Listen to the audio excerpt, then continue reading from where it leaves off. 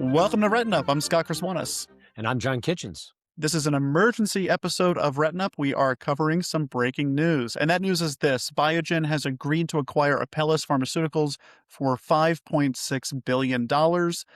This is a 8x against revenue acquisition. Apellis' revenue in 2025 was $689 million, and Syfovre accounted for 85% of that revenue, John. Of course, Apellis owns Syfovre. They also have an approved drug in kidney disease.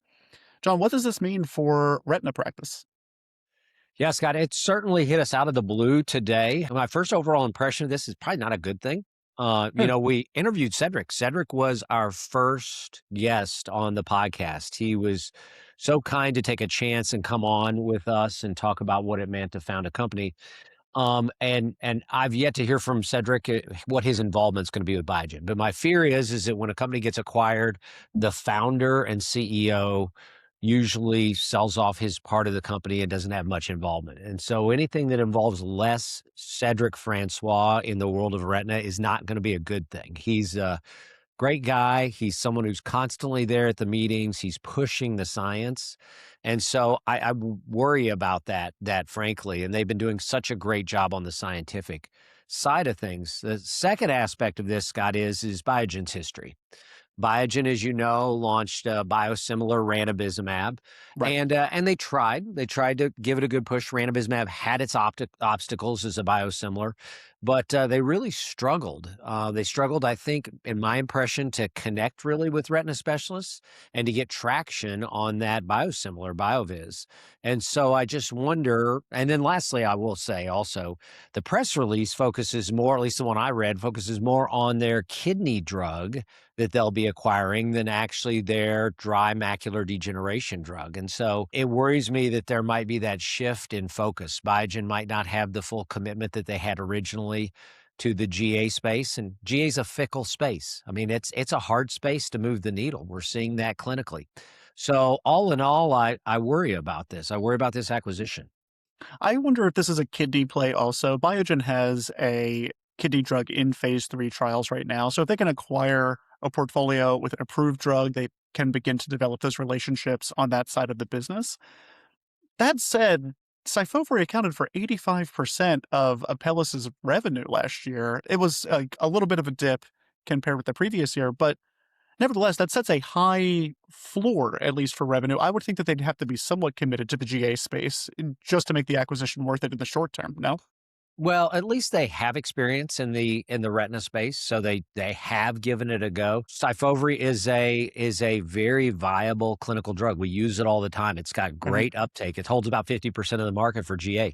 The real problem with GA is getting to move that needle. The majority of retina specialists in the US still aren't treating patients with geographic atrophy, and so that's an obstacle. And once again, as far as science is concerned, at least so far, Apellis has really been pushing the envelope with their imaging and their analysis of their phase 3 studies, their extension studies. So they've been doing a good job. Is that commitment going to continue when they're acquired by Biogen? John, we just spoke with Clarinda Wally, who's the CEO of Good Days. An episode will be coming up soon. Are there any implications for a patient assistance program like Good Days in an acquisition like this? Yeah, 100%. We'll hear from Clarinda's episode that they've now split Good Days funding into a neovascular exudative fund and then a GA fund. And as far as I know, the funding for the GA fund has been almost exclusively from Apellis so far. And so it's just a big question is going to be, is Biogen going to continue that? I'm not sure what Biogen's commitment was to the Good Days Neovascular Fund, but these companies that tend to produce biosimilars like Amgen have not traditionally given to Good Days per my knowledge and my sources. And so I worry that may be a big issue for us going forward. A lot of patients depend on Good Days, and the support of the Good Days has to come from industry. And if we lose that one sponsor for the GA side of things, we're going to struggle to get patients these drugs. Let's turn this around for a second. What could go right in this scenario? We focused a lot on the potential disruption and how it could go wrong, but it seems to me like there's an opportunity for this to work out just fine, maybe even better than it currently is. I think from a global perspective, Biogen has a big footprint, and Mm, Biogen has a reputation. I think the key is integrating somebody like Cedric into that Biogen side. He's got great knowledge and great relationships with retina specialists. So if they can find a way to involve Cedric and say, "Hey, listen, we're going to put you in a place of prominence, a decision making, place in our company," he could guide them not just in the GA space, but also in the neovascular AMD and diabetes space. So I think there's an opportunity if they use the resources. Great team at Apellis too. They've got great medical science people. They've right, got great right. sales reps. So they're going to be acquiring a ready to roll product and portfolio. I think the key is don't monkey with it and listen to the people who are coming over from Apellis. John, I'm curious if you have this experience where you're a KOL or a consultant for a company that then gets acquired. What does that look like from a KOL's perspective? If you're somebody who's, on the podium or serving on ad boards, do you sense a shift in how the culture works, or do things tend to hum along as they were before? Yeah, I think it depends on the acquisition, and where Okay, things are within the acquisition. A good example would have been Genentech being acquired by Roche. That Genentech ethos and the people at Genentech were maintained there, and it pretty much didn't feel like there was any transition there. It felt like it was still Genentech, which just is a great company. Compare that with when Astellas acquired the rights to Izervay sure. very early in the launch of things. For some of us, it meant more involvement. For sometimes it was some cases, it was reshuffling the deck chairs as far as finding where advisors would go and whatnot. This will be really interesting to see where things go. I think many of us have worked with Biogen in the past. I have. I've Mhm. worked with Apellis in the past as an advisor and consultant and speaker. And so I think if they don't change the core people who are touching most of their physicians as far as medical science and salespeople, I think a lot of it will stay the same.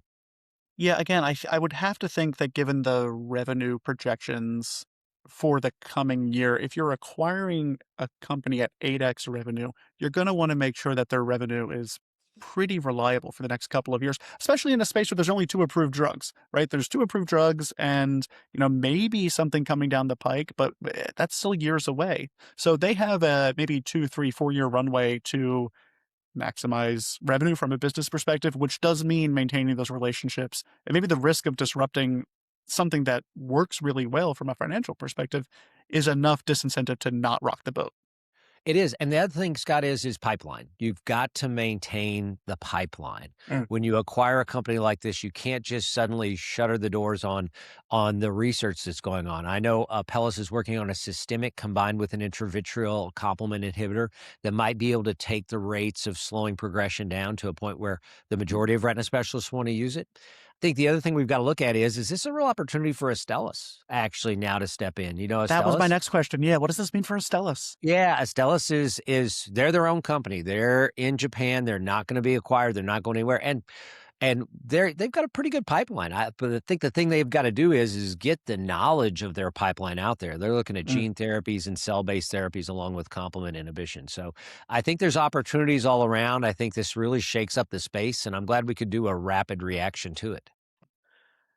All right, John, thanks for those insights. And audience, thank you for joining us on this breaking episode of Retina Up. Join us later this week when we're going to have Ross Paul and Alexandra Ratchetskaya previewing next week's VBS meeting. Until then, thanks for listening.